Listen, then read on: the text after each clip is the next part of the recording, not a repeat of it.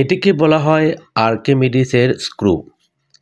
এটি সর্বপ্রথম আর্কিমিডিস তৈরি করেছিলেন। সে সময় মানুষেরা এটির সাহায্যে নিচ থেকে ওপরে পানি তুলত। বর্তমানে এটির সাহায্যে সিমেন্ট, কয়লা বা ছোট ছোট শস্য দানাকেও অতি সহজেই কোনো নিচু স্থান থেকে উচ্চ স্থানে উত্তোলন করা হয়। আপনারা নিশ্চয় দেখতে পাচ্ছেন এখানে সিলিন্ডার আকৃতির একটি পাত্রের সাথে পাইপ পেঁচানো রয়েছে মোটামুটিভাবে ৪৫ ডিগ্রি কোণ করে। এটিকে যখন ঘোরানো হয় তখন পাইপের নিচু অংশ দিয়ে পানি ওপরের দিকে উঠতে থাকে।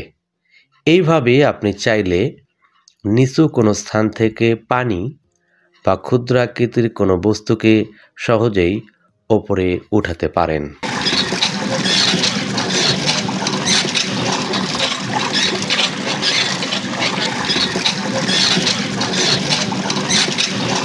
এই ভিডিওটি লক্ষ্য করলে আপনিও সহজেই বুঝতে পারবেন আর্কিমিডিসের স্ক্রুটি কিভাবে কাজ করে।